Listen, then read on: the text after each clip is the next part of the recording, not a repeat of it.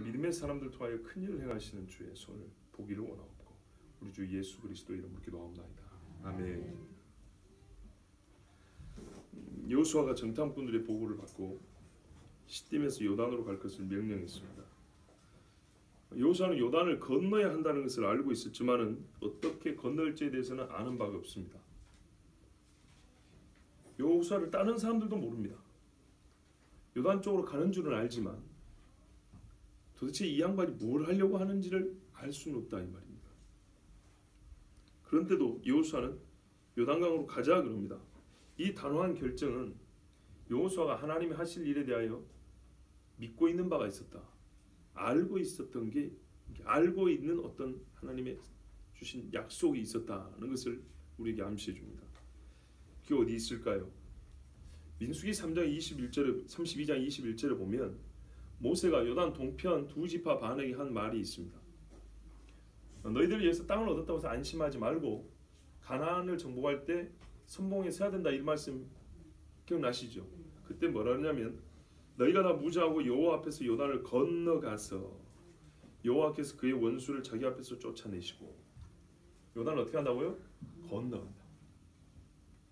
우회하는 게 아니고 요단을 건너간다는 겁니다. 그러면 생각을 해보세요. 이 많은 사람이 요단을 무슨 수로 건너갑니까? 배를 타고 갈까요? 가는 족족 다 맞아 죽을 겁니다. 띄엄띄엄 한 천씩 오는 배, 그 많은 배를 어디서 동원할 것이며 언제 만들 것이며 그러는 동안에 다 습격 당할 것이고 배가 이렇게 가는 도중에 저쪽 화살을 쏜다거나 불화살을 쏘거나 하여튼 막아서면은 그 강에서 다 죽는 겁니다. 우리가 바닷사람이 아니고 해군은 아니어도 해군 출신은 아니어도 이 정도는 그냥 짐작으로도 할 수 있는 일입니다. 그렇다면 이 요단을 건너게 한다는 것이 어떤 의미일까요? 여러분 같으면 홍해를 건넌 적이 있다는 이 전제하에 내가 홍해를 건넌 경험이 있다면 이 말씀을 듣고 대번에 뭘 생각하겠습니까? 그까지 강?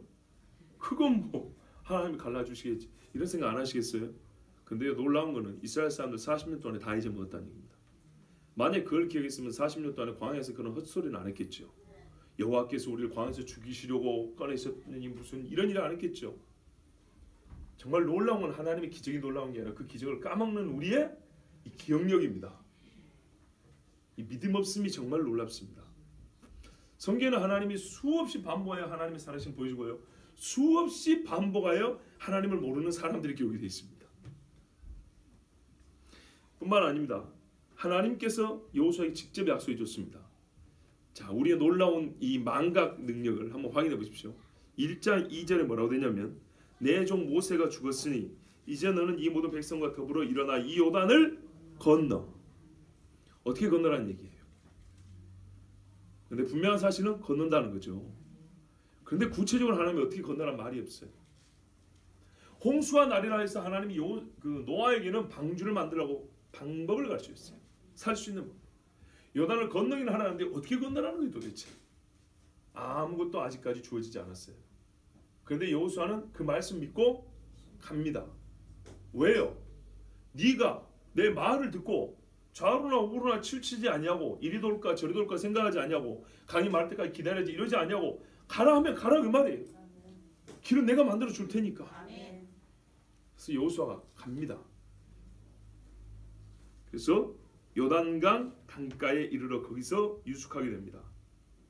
예, 하나님은 우리에게 딱히 잡히는 방법은 가르쳐주지 않을 때가 있어요. 그러나 적어도 이 일의 결론은 보여주시고 힌트를 가르쳐줄 때가 있습니다. 과정은 세밀히 보여주지 않지만 결말을 보여줄 때가 있어요. 믿음 있는 사람은요 그것을 붙들어합니다. 제가 좋아하는 신학자는 아니지만 독일식으로 파울 틸레히라는 사람이 있습니다. 예. 우리나라 발음이 아니라 좀 그렇죠. 저도 잘 모릅니다. 대충 흉내내본 이름인데요. 그 사람이 믿음을 말할 때 뭐냐면 믿음은 마치 이 마지막 결론이 있는 그 지점에 묶여있는 것 같다 그랬어요. 만약에 내 마음에서 어떤 줄이 이렇게 심장에서 줄이 뻗어나간다면 거기 묶여있는 거예요. 내가 여기서 빙글빙글 돌고 아무리 내 마음 움직여도 그 최종 목적지에 내 마음이 묶여있는 상태. 절대로 그것을 벗어나지 않고 떠나지 않는 하나님이 약속하신 결론에 묶여있는 이거를 믿음이라 이렇게 표현하게 됐어요. 근데 그 사람은 별로 믿음이 좋은 사람은 아닌데 하여튼 믿음에 대해서 이렇게 정의를 했는데 그 말은 일리가 있어요. 여호수아가 강을 건너라 했으면 하나님 분명히 건네준다는 걸 알아요. 근데 어떻게는 잘 몰라요. 붙들려 있는 거는 건너가게 해주신다는 사실이에요. 야, 이게 믿음입니다. 믿음. 그리고 유숙한 지 3일 후에 여호수아가 유사라는 말은 옛날 번역이고요. 요즘에는 뭐라고 되어 있습니까?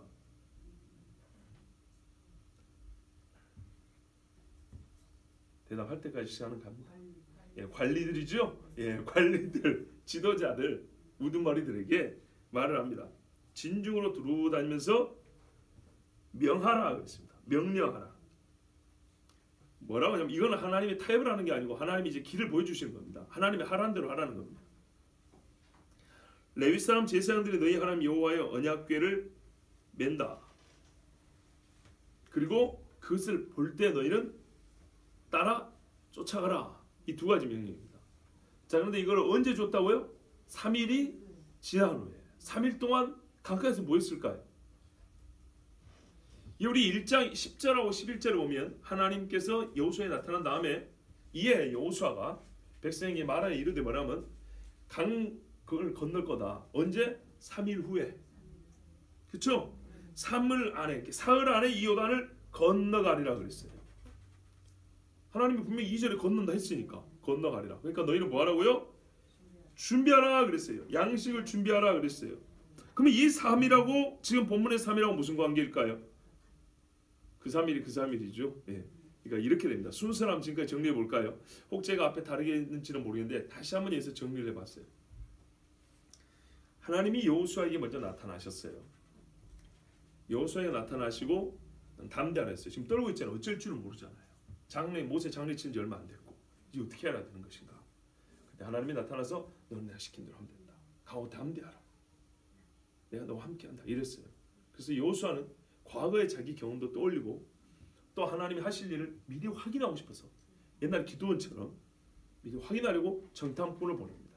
시딤에서. 정탐꾼이 돌아옵니다. 시딤으로. 돌아온 다음에 하나님이 그때 우리 주신 게 맞습니다. 옛날같이 반만 갈린 게 아니고 그렇게 고백을 했습니다. 그러자 여호수아는 됐구나. 그러면 이제 건너가자. 3일 있다 건너가자. 그리고 그래서 진을 이동해서 요단강으로 왔습니다. 요단강까지는 거리가 한 10몇 킬로밖에 안 되니까 여기서 여기까지는 하루에 갈 수 있습니다. 그래서 와서 그때부터 이 강가에서 저 요단강 건너편에 여리고를 마주보면서 3일 동안 있는 겁니다. 여러분 이때 강 건너 여리고 사람들은 마음이 어땠을까요? 엄청 두려웠겠죠? 아니 저 멀리 시딤에 있을 때도 두려웠는데 이 강 앞에 와가지고 이렇게 수백만이 진을 치는데 얼마나 무섭겠습니까? 그런데 한편 안심이 됩니다. 왜일까요? 강이 있습니다. 이 강이 문제입니다. 강이 자연적인 의미에서 문제가 있다는 게 아니라 하나님 하실 일에 즉 영적인 의미에서 문제가 있는 겁니다. 약속의 사람들이 하나님이 하실 일에 대하여 의심할 수 있도록 그 마음을 흐트러 놓는 게 강이 될 수 있고요. 하나님의 심판을 받을 사람들이 심판은 무슨 놈의 심판하면서 교만하고 오만 방자할 수 있도록 그 구실을 제공한 도 강입니다. 그럼 강은 자연적으로는 그냥 물이 흐르는 것 뿐인데 하나님의 구원과 심판에서 보면 어떻게 돼요? 방해물이 되는 거죠. 이해가 되십니까? 그래서 성경에 보면 하나님의 강을 꾸짖는 말씀들이 있어요. 자연 생태계적으로 문제가 있다는 게 아니에요. 하나님의 심판과 구원에 있어서 하나님은 사람들 통해 그 일을 하시잖아요. 사람은 강을 자기 힘으로 못 건넙니다. 그랬을 때 이거를 가로막는 그런 어둠의 세력을 대신하여 강들에게 하나님이 막 이렇게 몰아내고 있어요. 그런데 이것이 신화적인 의미가 아니고 실제로 의미가 있습니다. 실제적 의미가 뭐냐면 예수님이 갈릴리 바다에서 이렇게 밤에 지나가실 때 파도가 막 쳤잖아요. 근데 예수님이 꾸짖었다 돼 있죠. 잘 생각해 보세요. 꾸짖었어요. 바다가 뭔 죄입니까? 걔가 뭔 잘못을 했다고? 바람이 불어서 물이 좀 이렇게 춤을 췄을 뿐이지 그걸 가지고 예수님이 그냥 바다야 잠잠하라면 될 것인데 막 나무랬다는 거예요. 그리고 잠잠하라 했대요. 왜 그랬을까요? 이 마귀 새끼가 바닷물을 요동해서 주무시고 있는 예수님을 덮어버리려고 했기 때문입니다. 우리 눈에는 보이지 않습니다. 그게 오늘 새벽 말씀 기억나시죠? 보이진 않아요. 그런데 악한 영이 활동하여 이 바닷물을 요동을 치게 했다는 것을 예수님은 보고 있습니다. 그래서 꾸짖은 겁니다. 그런 차원에서 생각할 때 하나님의 구원하는 백성들의 그 구원의 길을 막고 있는 것, 또 심판자이신 하나님이 걸어가려고 하시는데 그 길을 버티고 서 있는 악한 영들에 대하여 하나님은 꾸짖으실 때 그것들은 어떤 사물과 어떤 도구를 사용할 것 아니겠습니까? 사람이나 자연이나 기구나. 그래서 그것들을 꾸짖는 말씀 통해서 보이지 않는 영적 세계를 꾸짖는 이런 말씀들이 있습니다. 자, 그래서 이 강은 자연적으로는 물이 흐르는 수로에 불과하지만 이 순간에는 이스라엘에게는 그들이 약속으로 들어가는 마지막 장애물이 되는 것이고, 저쪽에 있는 가나안 사람들에게는 하나님의 하나님 되심을 부정할 수 있도록 그들의 마음을 여전히 오만한 상태로 가둬두는 그런 마귀에 보이지 않는 쇠창살과 같은 것이 요단강입니다. 자, 이제 이 강을 3일 만에 건너야 된다고 말씀한 후에 3일이 되었고 백성이 다니면서 자, 이제는 출발하자 이렇게 한 겁니다.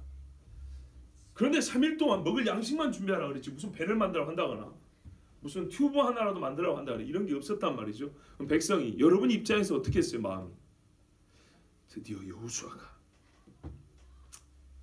요번에 날이 더워서 김치가 쉬었다 했더니 맛이 좀 갔구나 이럴 수 있지 않겠습니까? 아니 진짜로 이 많은 사람이 강을 어떻게 건넌다는 얘기예요. 근데 강 건너러 가자는 얘기잖아요. 그것도 어떻게 가재요? 법궤를 메고 가지 않습니까? 첫 번째 이게 중요합니다. 레위 사람 제사장들이 언약궤를 메고 가라 그럽니다. 여러분 언약궤는 원래 누가 메는 것입니까? 제사장이 메지 않고 그냥 레위인이 맵니다. 레위 중에 고핫 자손이 맵니다. 고핫 자손이 메는데 여기는 제사장이 메라 그랬습니다. 광야 때하고 좀 다릅니다. 이거를 우리가 좀 차이를 아셔야 됩니다. 민수기 4장이라든지 10장 같은 데 보면 뭐라 하냐면 진영을 떠날 때는 아론과 그의 아들들이 성소와 성소의 모든 기구 덮는 일을 마치거든 레위인들이 들어와서 함부로 못 보게 덮어요. 먼저 보자기로 아주 좋은 천으로 덮어요. 덮은 것을 그 다음에 됐다 그러면 제사장이 됐다고 사인을 주면 레위인 중에 고핫 자손이 와서 그를 들고만 나갑니다. 그런데 지금 어떻게 됐다고요? 제사장이 자기들이 처음부터 들고 간다는 얘기입니다. 그만큼 이 일은 어떤 의미라는 거예요? 아주 매우 중대한 사안이라는 겁니다. 사람들이 실제로 이제는 이거를 봐야 되고요. 이 성막의 기물을 봐야 하고 특히 법궤를 봐야 하고 법궤가 움직이는 것을 보고 따라가야 하고요. 이 일이 얼마나 하나님의 확신한 일인지 하나님이 말 그대로 자기 제사장 죽이는 일을 하시겠습니까? 제사장을 세운 것은 죄인을 살리려고 세운 거란 말이죠. 그렇다면 눈앞에 보이는 것은 죽음이 보일지라도 너희는 생명이 지금 앞으로 너희 길을 열고 있다는 것을 보고 믿고 따르라는 얘기입니다. 그래서 제사장이 데리고 갑니다. 아니 데리고 안 한다. 이게 이제 메고 갑니다. 어깨에. 근데 또 하나 놀라운 거 있어요. 구약성경 레위기에 따르면 제사장에게 명령을 할 수 있는 명령권자는 누굴까요? 제사장입니다. 대제사장입니다. 제사장에게 명령할 수 있는 제사장은 대제사장이고 또는 모세입니다. 모세는 제사장이 안수를 한 사람 아니겠습니까? 그런데 우리는 지금 여호수아를 시작하면서 들은 말씀이 뭡니까? 여호수아는 우리가 믿는 예수님의 히브리식 동명 이름이 똑같다고 그랬습니다. 그래서 이 여호수아를 볼 때는 그림자로서 예수님을 우리가 발견할 수 있어야 된다고 했습니다. 예수님의 그림자를 발견한다고 했습니다. 예수님은 제사 직분의 위에 있는 겁니다. 인간 제사장의 위에 있어 명령을 내리는 것입니다. 여러분 이 여호수아는요 에브라임 지파입니다. 레위 지파도 아니고 왕이 난다는 유다 지파도 아닙니다. 에브라임 지파 사람이 어느 틈에 모세의 수종 노릇하던 종으로 잘 섬기던 그가 어느새 말 그대로 지도자 왕 노릇을 하고 있는 겁니다. 이 변화를 한번 보십시오. 하나님께서 안수한 이후부터는 어떻게 된다고요? 마치 이 민족의 실제적인 왕과 같은 역할을 하고 있습니다. 제사장을 명하는 것은 왕밖에 없습니다. 대제사장이 돼야 명할 수 있는 것입니다. 그런데 여호수아는 지금 제사장들에게 명령을 합니다. 여러분이 이걸 쉽게 보시면 안 됩니다. 그냥 지도자니까 그러겠지. 아닙니다. 그렇게만 보면 안 됩니다. 두 번째는 제사장들이 언약궤를 메고 길을 떠나면 그 뒤를 어떻게 하라 그럽니까? 쫓아가라 그럽니다. 따라가라. 여러분, 광야에서는요, 언약궤가 이동할 때 어디에 있었을까요?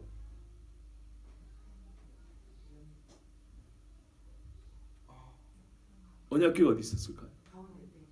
가운데. 그 진을 칠 때도 사방으로 이렇게 돌려서 가운데. 그렇죠? 이동할 때는요.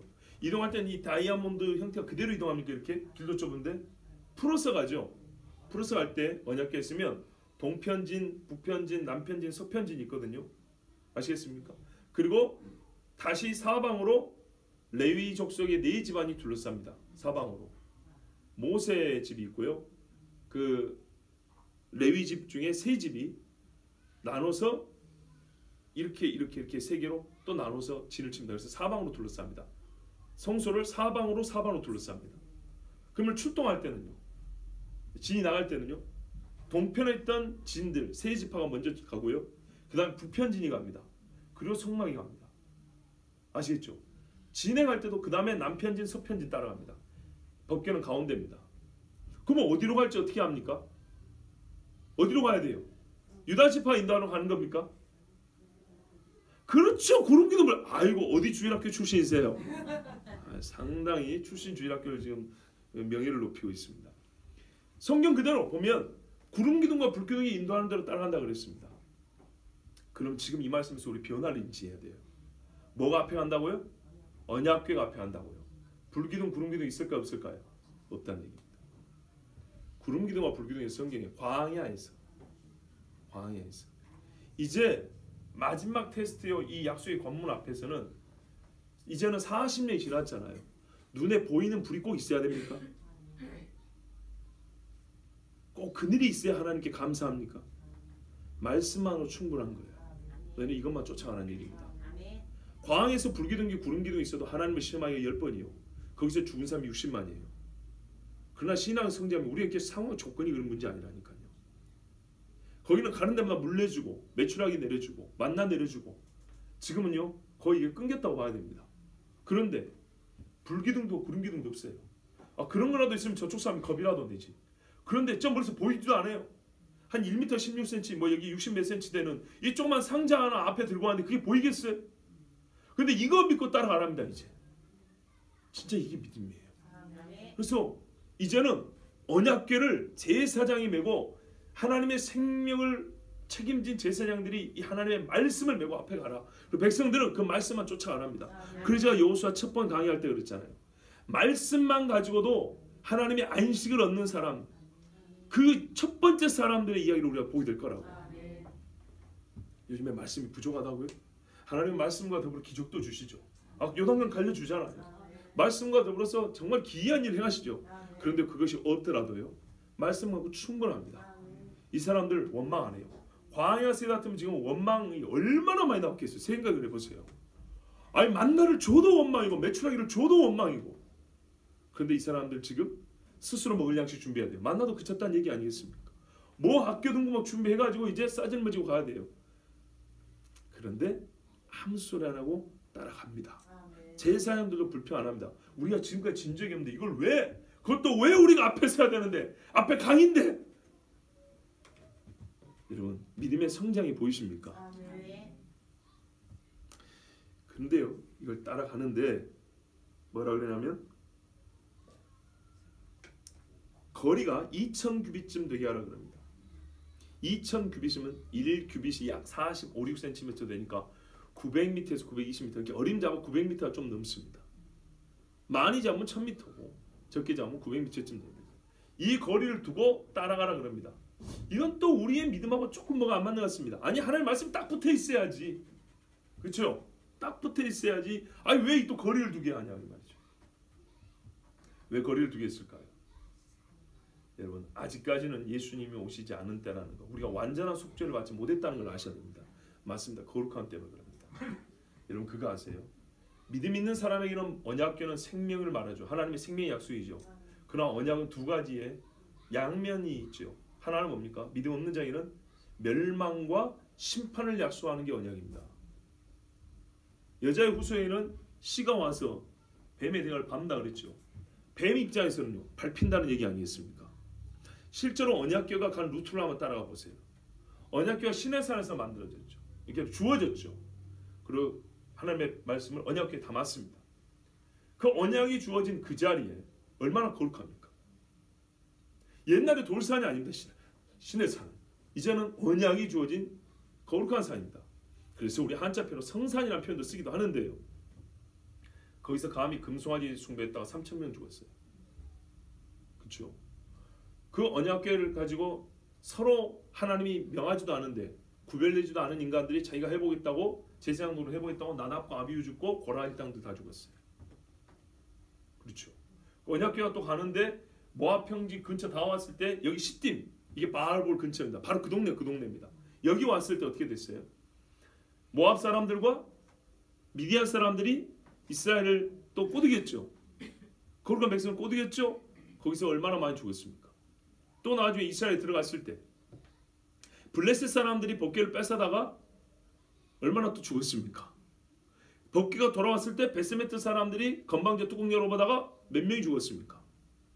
이 법궤 옮기다가 우사가 보호한답시고 손댔죠. 왜? 수레에다 얹으면 안 되는 거예요. 처음부터. 제가 이걸 몇 번 얘기를 했어요. 20년 동안 지그집에 있을 때 하나님의 말씀을 한 줄라도 읽어봤으면 어떻게 옮겨야 되는지 아는데 제 아무리 멋지게 수레를 준비해도 어떻게 해요? 지식을 따른 열심이 아니니. 누가 지 맘대로 열심을 내랍니까? 성경을 따라야지. 분명히 법궤에는 어떻게 되냐면 고리가 있어요. 고리가. 그림을 보면 조각목으로 이렇게 꿰게 돼 있다고요. 생긴 모양만 봐도 이게 그냥 들고 가는 게 아니라 꿰가지고 지고 간다는 걸, 메고 간다는 걸 아는데 수레를 멋들게 준비해도 이건 하나님의 뜻이 아닌 거예요. 너는 이 세대를 본받지 말고 마음을 새롭게 함으로 변화를 받아 하나님의 선하시고 기뻐하시고 온전한 뜻이 무엇인지 분별하는 뜻. 본받지 말고 옛적에 애고 바벨 아니 블레셋 사람들이 모르는 사람들이 법궤를 옮겨올 때는 전날은 암소 2마리에다 묶어가지고 이렇게 수레에다 싣고 보낸 것이지. 그거는 이방인들이 율법을 모르니까 그렇게 한 것이지. 이스라엘 사람은 그렇게 하는 게 아니에요. 근데 블레셋 사람하고 똑같이 한 거예요. 수레만 새 것으로 만들었다 뿐이지. 손댔어요. 죽었죠. 하나님의 법궤가 가는 곳에 솔직히 말했어요. 살아난 사람이 많이 있는가 하면 죽은 사람도 얼마나 많은지 몰라요. 그 거룩한 법궤. 하나님의 말씀은 정말로 거룩합니다. 아멘. 뭐라 그래? 더하거나 빼지 말라 그러죠. 아멘. 말씀의 내용도 그렇지만 그 말씀을 다룬다는 건 말 자체가 불경이에요. 하나님의 말씀을 받아들이고 사용하는 데 있어서도 매우 거룩해야 돼요. 아멘. 그래서 거리를 둡니다. 왜요? 성막에 있던 것이 나와가지고 이제 앞서갈 때 사람들이 얼마나 호기심을 유발하겠어요. 마음 밀치고 제치고 하다가 괜히 시험에 들고 여기서 큰 죽음이 임하여 사람들이 또 낙심하여 가난에 못 들어갈 수 있습니다. 거리를 두라는 거예요. 두 번째는요. 이 법궤를 어떻게 하라 그랬죠?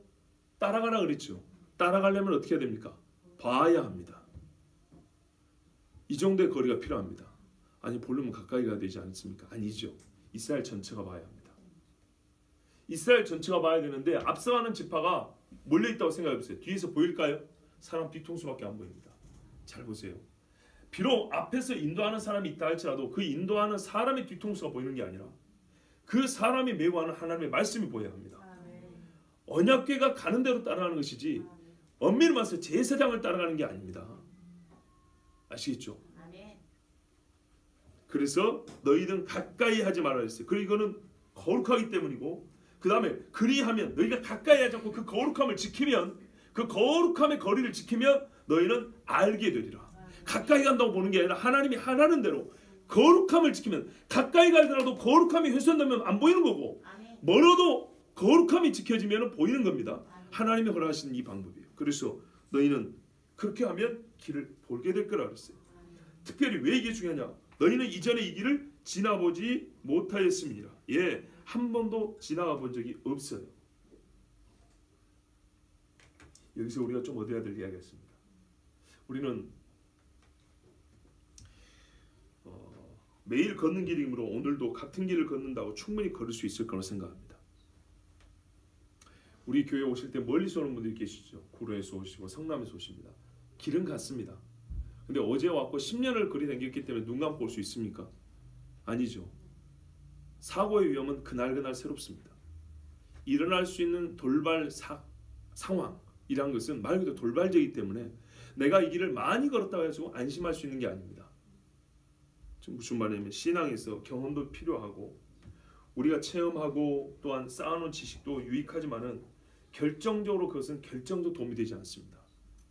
매일 똑같은 길을 걷는 것 같지만은 그 길에 어제 없었던 강도가 있을 수도 있는 거고요. 어제 없었던 못이 세워져 갖고 자동차가 펑크가 날 수도 있는 겁니다. 그건 알 수가 없습니다. 그래서 매일매일 다녔던 길이고 해봤던 일이라고 하지 이러면 안 되고 하나님 앞에 마치 새 길을 걷는 것처럼 그때그때 주님을 의지해야 됩니다. 그러할진대 하물며 이제 요단강을 건너기 일보 직전에 한 번도 건너 적이 없는 여기는 길이 어떻게 생긴지도 모릅니다. 그런데 이 길을 가는데 어떻게 제 마음대로 갈 수 있겠습니까? 그리고 이 보아야 할 것은 어떤 모자란 사람만이 아니라 신앙인들하면 모두 다 항상 주님이 됐다 할 때까지 다 보고 있어야 됩니다. 주목하여 봐야 합니다. 그래서 일정한 거리를 돌아가겠습니다. 그때 여호수아가 또 백성에게 이렇게 말했습니다. 이미 들었지만 스스로 성결케 하라. 하나님이 인도해 주시니까 그냥 우리는 뭐 쫄래쫄래 따르면 되지만 하나님은 우리에게 놀라운 일을 계획하죠. 사실 오늘 이 말씀 말미에 말씀드렸는데 이 말씀은 전체적으로 우리에게 본문에 기록되지 않는 본문 기록 이면에 귀한 영적인 통찰력을 줍니다. 요즘에도 그렇기도 하지만은 우리가 전도할 때 매우 잘못된 게 아니습니다. 첫 마디가 하나님은 당신을 향하여 놀라운 일을 계획하고 계십니다. 그 놀라운 일 하면서 고작 4페이지로 해가지고 4페이지 아니고 그럼 4컷으로 해서 사형리를 전합니다. 전도의 열정이라든지 그런 방법을 통해서는 전도하겠다는 그런 마음을 무시하는 건 절대 아닙니다. 안 하는 것보다 훨씬 낫죠. 그런데요, 그것은 잘못된 복음의 길로 접어들게 할 위험이 크다는 겁니다. 예전에도 말씀드렸지만 당신을 향하여 놀라운 계획할 때 이 놀라운 계획에 대하여 정확하고 세밀하게 듣지 않으면 일반 사람들은 자기가 갖고 있는 놀라운 개념, 계획이라는 이 개념을 그대로 일단 투사시킵니다. 복권이 하나 당첨되려나? 내 스펙으로는 여기 못 들어갔는데 이게 또 꿈같이 내가 줄도 하나도 없는데 어떻게 좀 들어갈라나? 내일 시험 오는데 찍어도 한 100점 맞으려나 보다. 이런 생각을 할 수 있겠죠. 놀라운 계획, 놀라운 계획이지만 이건 사람이 듣기 위해서 듣기 좋게 만드는 말이지 성경에는 그런 말도 없습니다. 놀라운 계획이 어디 있습니까? 그러면 놀라운 계획이라는 말을 만들어낼 근거라도 있어야 되지 않겠습니까? 그럼 그 근거에 대하여 그 이유를 자세하게 말해줘야 됩니다. 뭐가 하나님이 당신을 위한 바로 당신을 위해서 하나님이 움직이시고 준비해야 될 일이 무엇인지 해놓은 게 무엇인지 분명히 얘기해 줬는데 그거는 약하고 놀라운 계획 일단 기분 좋고 그 다음에 짧게 하고 영접기도 합시다. 영접이 됐을까요? 예수를 그렇게 영접합니까? 성경에 베드로가 그렇게 예수를 영접했습니까? 고넬료 집안이 그렇게 예수를 영접했습니까? 길 가다가 껌씹으면서 그럴까요? 영접기도 하죠. 예, 눈 감고 이렇게 몇 마디 하고 아멘 이러면 영접이 됩니까? 가나안 땅 쉽게 들어갑니까? 구원의 원리가 쉽다 그랬습니다. 순종하면 들어갑니다. 원리는 쉬워요. 그런데 그 원리가 실제화되기에 순종이 쉽지 않아요. 수학 공부할 때 공식은 쉬워요. 공식을 어디에 어떻게 적용해야 될지는 그것은 정말 어려운 이야기예요. 어떻게 하라고요? 성결하게 하라. 우리 삶에서 성결이 쉽습니까? 제일 자신 없는 게 성결 아닙니까? 마음을 살피시는 이가 사람의 생각을 살피시는 이가 하나님 앞에 성결하십니까? 집에 이 뚜껑들을 열면은 그 속에 바글바글 들어있는 사람들 지금도 저 앞에 장안동이나 여기 뭐야 신촌이나 명동이나 종로나 이 시끄러운 음악에 춤추고 있는 사람들 놀고 있는 사람들 위에 딱 뚜껑 열어버리면 성결합니까? 아니 우리 마음에 잠자려고 누워있는 내 마음에 하나님이 이 뚜껑을 마음 딱 열면은 어떻습니까? 성결합니까? 하나님의 말씀을 끝까지 따라하기 위해서는요 작정만 갖고 되는 게 아니고요 성결함이 있어야 돼요. 성결함이 없으면 이 작정된 마음이라는 건 금세 없어져 버립니다. 성결하라. 시내산에서 하나님의 말씀을 듣기 전에 이스라엘에게 하나님의 명령이 뭐냐? 너희는 3일 동안 너희 자신을 깨끗하게 하라고 했어요. 이스라엘 사람들이 말하자면 그대로 한 겁니다. 이 3일 동안 먹을 양식도 준비하지만 자기를 성결하게 하는 왜? 여호와의 기적을 볼 때이기 때문에요. 하나님의 정말 그 거룩한 행사를 볼 때이기 때문입니다. 여호와께서 내일 너희 가운데 기사를 행하시리라. 맞죠? 하나님 말씀이 이유가 있어요. 명령과 이유가 딱딱 들어맞아요. 하나님이 하시는 이 놀라운 기적, 기이한 일이지만 이건 지극히 거룩한 신성의 능력이 역사한 거예요. 그래서 거룩하게 하라 그랬습니다. 3일 거룩하게 했어도 시내산 앞에 든 사람들은 무서워 벌벌 떨었어요. 이때 요단강이 갈라진 걸 볼 때, 멈춰서는 걸 볼 때, 유다인들이 3일 동안 자기를 거룩하게 하지 않았다면 이 사람들은 정말 두려워 떨었을 겁니다. 또 그 가운데 시끄러운 무리들이 일어났을지 모릅니다. 여호수아는요 이미 알고 있었습니다. 하나님이 요단강을 건너리라 이렇게 말씀할 때 기적이 아니고서는 불가능하다는 걸 알고 있었습니다. 왜냐하면 하나님은 건너라 그랬지 강을 건널 수 있는 다른 방법은 가르쳐 준 일이 없지. 거기다가 강이 어떤 상태냐 3장에 보면 알지만 범람하는 시기입니다. 강물이 넘쳐 흐르는 시기라고요. 강가에 물이 찰랑찰랑 이렇게 왔다 갔다 하고 있다 이 말이죠. 그런데 저 여리고 사람들은 얼마나 어떤 의미에서 통쾌한 웃음을 지었을지도 모릅니다. 저것들이 우리를 치러 올 것 같아서 우리가 상당히 겁냈는데 하고 있는 꼴을 보니까 멍청하구나. 어떤 사람이 이렇게 생각했을 수도 있다고요. 어떤 이는 혹시 저 갈라버리는 거 아니냐고 걱정도 했겠지만 이런 상황이기 때문에 여호수아는 분명히 하나님께서 강을 마르게 하셔서 건널 것을 알고 백성들에게 믿음으로 선포했습니다. 여호와께서 너희를 위하여 기적을 행하시리라. 이거는 요단 건너편에 있는 가나안 사람들에게도 표적이 될 것입니다.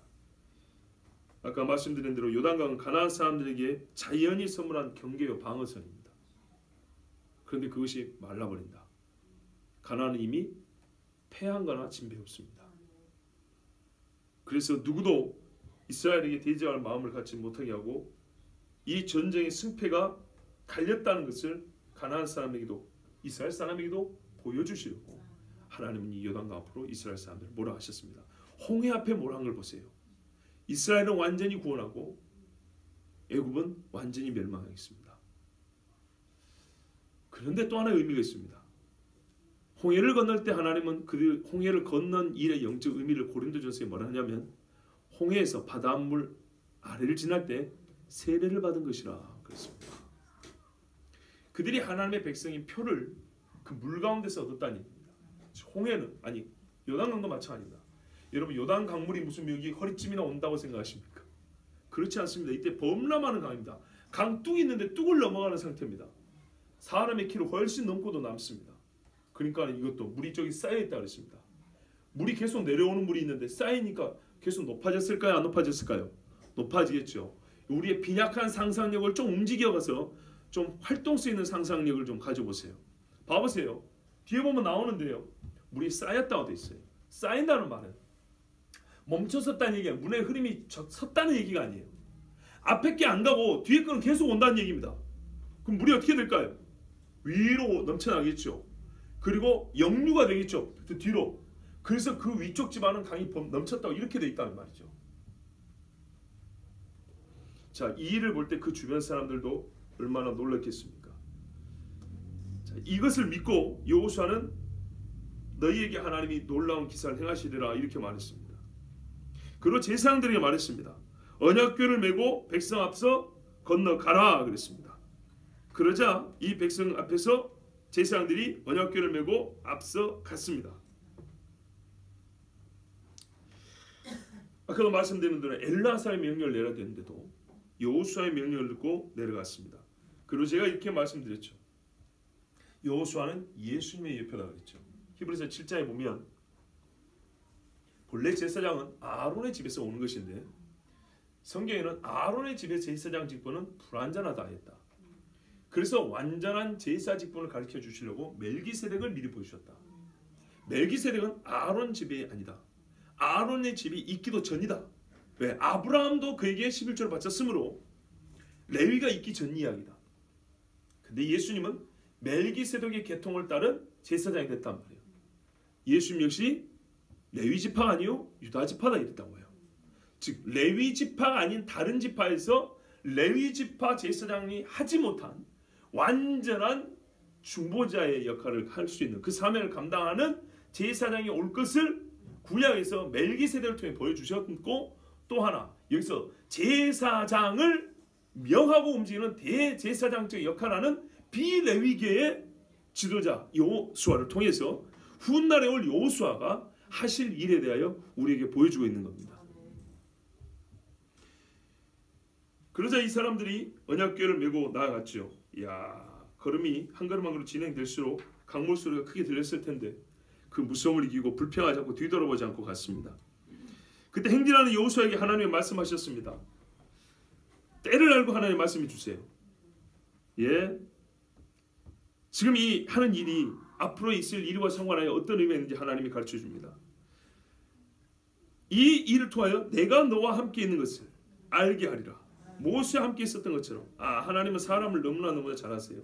지금 강도 갈라줄 거지만 강이 오다가 멈춘다고 해서 이게 오래가지 않는다는 것. 홍해 갈라본 홍해를 가르치는 하나님은 그걸 알고 있으시잖아요. 그래서 이 요단강이 갈라지는 경험을 했다고 해서 이스라엘 사람들이 가나안에서 전쟁을 수행할 능력을 얻는다거나 믿음을 유지한다거나 그렇게 되는 게 아니죠. 끊임없이 주어지는 말씀을 들을 수 있어야 되고 그걸 순종해야 되는데, 그러자면 사실은 법궤뿐만 아니라 이 애굽의 요단강이 갈라지는 것뿐만 아니라 여호수아가 모세와 같이 하나님의 사람, 하나님이 여호수아를 통하여 말씀하신다는 것을 깨달아야 한다는 겁니다. 지금 제가 왜 말이 꼬이냐면요, 되도록이면은 30분대 설교를 마치려고 하는데 할 내용은 많이 남았는데 시간이 다 돼버리다가 보니까 지금 마음이 급해서 혀가 꼬이는 거예요. 그냥 또 뭐 다음에 하면 되죠, 그죠? 예. 그래서 하나님이 여호수아에게 내가 너와 함께하는 것을 보여준다 말씀한 겁니다. 여호수아가 하나님과 함께하는 것을 아는 것이 지금 이 요단강이 갈라진 기적을 통해서 기분 좋고 정말 이 황홀한 감정으로 요단강을 건너는 것보다 이후를 생각할 때는 두고두고 훨씬 더 유익한 겁니다. 그러니까는 강을 건널 뿐만 아니라 여호수아가 누군지를, 하나님과 여호수아의 관계를 가르쳐 주신다는 겁니다. 크게 보면 이스라엘과 하나님의 관계지만 이스라엘이 아직은 스스로 자기들의 믿음을 지키지 못함으로 여호수아에게 하나님이 함께 하시는 걸 보여주심으로 말미암아 이들이 여호수아의 말을 듣고 이 전쟁을 수행해 나갈 수 있도록 하나님이 이것까지 준비하고 계획하셨던 겁니다. 자, 너는 언약궤를 맨 제사장들이 명하여 이르기를 너희가 요단 물가에 이르거든 요단에 들어서라 하라 그랬습니다. 자, 제사장들이요 평지만 걸었던 사람들인데 물속에 들어서라. 이 발을 하나 딛고 있으라는 얘기가 아니고요, 그 물 가운데로 딱 들어서 가운데 그냥 그대로 서 있으라는 얘기입니다. 그러면 여러분, 법궤를 맨 사람들이 4사람이 들어가면은 어떻게 돼 있을까요? 무릎 정도로 찰랑찰랑 서 있으면 좋겠죠. 그런데 이게 허리춤에 찰 수도 있는 겁니다. 왜냐? 여기는요 여울목입니다. 여울목 아십니까? 물이 곧게 흐르는 게 아니라 이렇게 돌아나가는 데가 있어요. 패인 곳이 있어요. 물살이 좀 센 곳이 있고요. 이렇게 각이 있어가지고 물이 좀 세게 돌아나가는 데가 있고요. 어떤 우프 패인 데가 있고 또 패였다가 다시 올라온 데가 있고, 그러니까는 이 강바닥이, 이 사람들이 서 있는 강바닥이 우리가 보통 말하는 일반적인 이 개천 공사가 잘 되는 시멘트 바닥처럼 이런 바닥이 아니고 이렇게 굽이져 있고 물살이 센 그런 곳입니다. 딱 거기로 왔어요. 근데 거기에 사람이 발을 딛고 선다는 것, 그리고 이게 언제 설지도 모르는데 거기에 계속 서 있다는 것은 이건 보통 두려운 일이 아닙니다. 그런데 제사장들이 이걸 시행을 했어요. 이 한 가지만 전하고 마치려고 합니다. 여러분, 죽음의 물입니다. 들어가면 죽습니다. 그런데 제사장이 하나님의 언약궤를 메고 설 때 그곳은 믿는 자에게 생명의 길이 열릴 것이고 하나님을 대지하는 자들에게는 심판하시는 왕이 달려가는, 심판주가 달려가는 길이 될 것입니다. 이게 왜 중요하냐면, 왜 이렇게 말할 수 있냐면, 사사기 7장 24절에 보면 기드온이 미디안 사람들과 전쟁할 때 미디안 사람들이 도망을 하거든요. 이 도망하는 사람들을 잡으려고 먼저 선점한 나루토가 있습니다. 여기가 바로 이 여기입니다. 기드온이 사자들을 보내서 에브라임 온 산지로 두루 다니게 하여 이르기를 내려와서 미디안을 치고 그들을 앞질러 벳바라와 요단강에 이르는 수로를 점령하라. 벳바라 여울의 집입니다. 아까 제가 여울목이라고 했죠. 여울의 집이라는 요단 강가가 있어요. 여기 사람들이 주로 건너고 배를 타고 했던 모양이죠. 여기를 점령하라 그랬어요. 미리. 그래서 에브라임 사람들이 모여서 다 벳바라와 요단강에 이르러 수로를 점령했다. 이 벳이 집입니다. 집. 이게 여울의 집. 이 강의 이 지형 형세를 말해주는 겁니다. 그런데 이곳이 옛날 예수님이 세례 받던 곳의 건너편입니다. 그러니까 무슨 말하면 벳바라 건너편 예수님 세례 받던 곳, 벳바라와 예수님이 세례 받는 곳은 한 줄로 쭉 늘어서면 옛날에 이스라엘 사람들이 건넜던 그 길입니다. 그 길. 아시겠습니까? 요한복음 1장 28절부터 30절을 보면 이 일은 요한이 세례 베풀던 곳 요단강 건너편 베다니에서 일어난 일이라고. 이 일이 뭐냐면 사람들이 저를 보세요. 저를 보세요. 시간이 없어요. 저를 보세요. 세례를 줬거든요. 그런데 그 건너편에서 세례요한이 있는데 건너편에 와서 있는데 요즘으로 말하면 요르단 지역이죠. 요르단 지역으로 와 있는데 사람들이 하는 말이 네가 메시아냐? 이렇게 물어봤다는 거예요. 아니다. 나는 그분의 신들매를 풀기도 감당하지 못한다. 요 이야기가 어디에 있었다고요? 세례 주던 곳 건너편에서 있었던 이야기다. 근데 여기가 베단이라 이렇게 말했다고요. 아시겠죠? 그럼 세례를 어디서 줬다는 얘기예요? 이쪽이 건너편이니까 가나안 쪽에서 세례를 줬고 이 이야기는 배를 타고 건너편에서 가나안 쪽이 아니라 요르단 쪽에서 그쪽 가보신 분들 같은 거 알 거예요. 건너편에서 사람들이 물어봤다는 거예요. 왜? 요단 동편에도 이스라엘 사람 살았지 않습니까? 아시겠죠? 그러면 이대로 연결하면 이 사람들이 지난 길인데 근데 목사님 이야기가 다르잖아. 아까는 벳바라라 그랬잖아요. 벳바라. 근데 요한복음에는 베단이라고 돼 있잖아요. 그래서 제가 이 성경 번역하는 사람들의 머리를 그냥 한 대 쳐버리고 싶은 거예요. 실제로는요. 벳바라입니다. 벳바라입니다. 베이트 바라. 또 베이트 하바라 이렇게 됩니다. 그가 나오면서 뭐뭐에서 이 말입니다. 하바라 바로 거기 어떤 특정된 걸 말합니다. 그러니까는 집인데 바로 그 여울의 집이라는 장소에서 이런 말입니다. 원래 히브리 말로 이 베다니가 벳바라입니다. 벳바라. 그거를 헬라식으로 번역하면서 발음을 바꿔서 베다니, 베사니 이렇게 해놓은 겁니다. 베사니아. 자, 그러면 이게 어떤 말인지 이제 이해가 되시죠? 아까 제가 설명한 그대로입니다. 세례 요한이 이스라엘 쪽에서 세례를 줬고 예수님도 여기서 세례를 받았습니다. 그런데 그 건너편이 옛날에 기드온이 미디안을 쳤던 장소, 즉 심판하는 장소가 거기 있었고요. 이스라엘 사람들이 건너오는 지역 바로 거기입니다. 이렇게 물이 딱 섰으면 이렇게 직선으로 연결하면 벳바라에서 세례를 줬던 곳 가나안 땅으로 바로 연결이 되는 겁니다. 그래서 하는 말입니다. 이 수로가 뭐냐 이 말이죠. 이 길이 어떤 길이냐 이 말이죠. 이스라엘에게는 구원의 길이었고 옛적의 가나안 사람들은 심판의 길이었다는 얘기입니다. 이게 너무나 중요합니다. 성경은 그래서 유형적으로 같은 사건, 그러니까 동일 사건이지만 같은 유형으로서 그 훗날에 있을 일을 미리 보여줍니다. 선지자 하박국 이것을 내다보고 예언한 말씀이 있습니다. 여호와여 주께서 말을 타시며 구원의 병거를 모시오니 주께서 전쟁하러 오시죠. 그런데 뭐라 하냐면 그때 강들을 분이 여기심이니까 왜 강들에게 성질을 내냐고요. 강들을 노여워하심이니까 바다를 향하여 성내미심이니까 이해가 잘 안 되는 거예요. 왜 여호와가 이스라엘 백성을 구원한다고 칼을 들고 말을 타고 이제 전쟁에 망군의 여호와로 오시는데 왜 사람들에게 화를 내셔야지 강들에게 성질을 내고 바다에게 분을 내시냐 이 말이죠. 왜 그래요? 아까 말했죠. 자연적 존재로서 강과 바다는 잘못이 없어요. 그런데 악한 영이 이스라엘을 구원하지 못하고 그들을 몰살시키는 데 사용하는 자연의 도구가 뭐냐면 이 물들였다는 겁니다. 강과 바다. 그래서 하나님은 어떻게 해요? 악한 영에 다스리는 강과 바다를 꾸짖고 분하여 물리치심으로 거기 서라 하니까는 이 바닷물이 마귀가 막 으르렁거리는 것처럼 막 으르렁 되지만은 주님의 명령에 꼼짝을 못하고 서 있는 거예요. 그렇게 해서 구할 백성은 구원하시고 심판할 백성은 멸하시고 심판하시는 왕이며 구원하시는 왕이 오는 길이 그렇게 대로가 열린다는 거예요. 그런데 그 길을 뭐라 하느냐면 에돔에서부터 오는 길이라고 했다고요. 에돔이 요즘에 요르단 지역 아닙니까?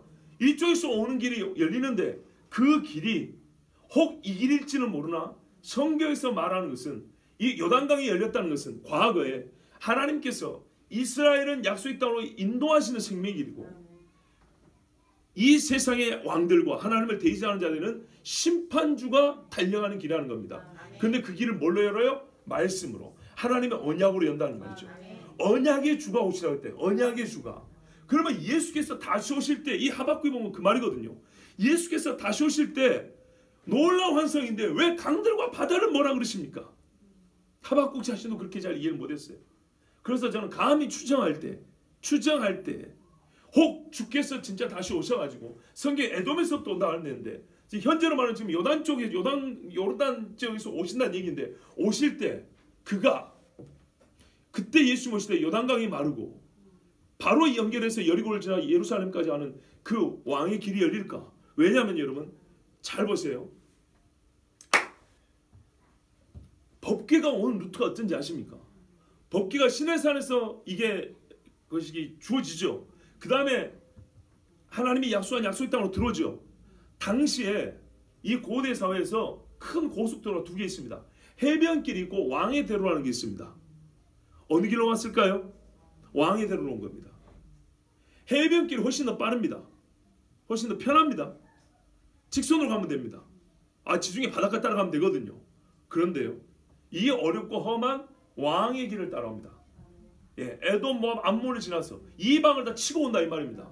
법궤가 가는 곳곳마다 대적하는 자들은 다 침을 당했고 죽었습니다. 그리고 마지막 남은 게 어디예요? 가나안입니다.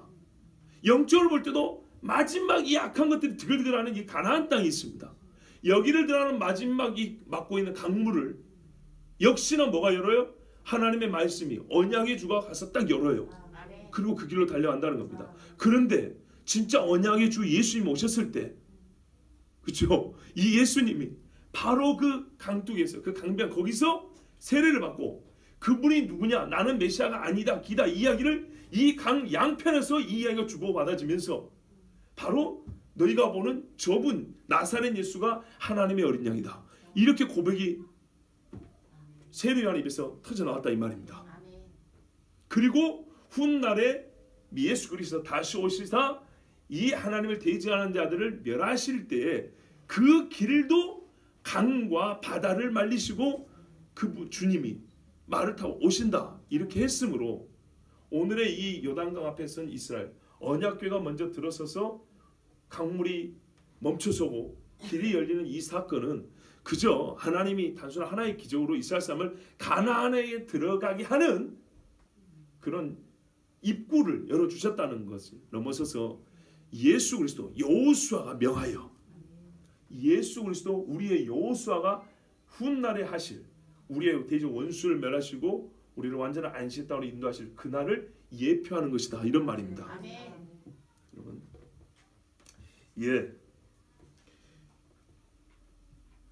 그러면 우리가 이제 뭘 해야 될까요? 또 이렇게 결론을 내려줘야죠. 하나님의 말씀을 따르십시오. 답이 안 보인다, 길이 안 보인다, 어렵다 그러지 마시고 성경에 보세요. 우리보다 훨씬 어렵게 이 사람들 말씀을 따라갔어요. 따라가는 자에게 길이 어떻게 열린가 보세요. 우리가 표현하자면 굳이 비교를 하자면 사형리류의 신앙관을 가지고 있는 거예요. 사형리류의 그런 신앙의 이 크기와 견고함을 갖고 있기 때문에 어지간한 일을 이렇게 넘어가지 못하고 이기지 못하고 정말 하나님 앞에 낙심하고 실족할 때가 많습니다. 여러분 우리가 예수님을 만난 분 아닙니까? 예? 갈릴리 바다 호수를 걸으신 예수님을 가른 것도 아닌데 근데 밟고 가버리잖아요. 아니 밟고 지나간 예수님을 만난 우리가 아닙니까? 근데 이거 무섭다고 맨날 뒤에서 한 걸음 못 디디고 그 뒤에서 죽는 소리 하면 되겠습니까? 너희는 법궤를 볼 수 있는 거리에서 거룩함을 유지하고 쫓아가라 그랬습니다. 이 길이 생명의 길입니다. 우리 함께 기도하겠습니다.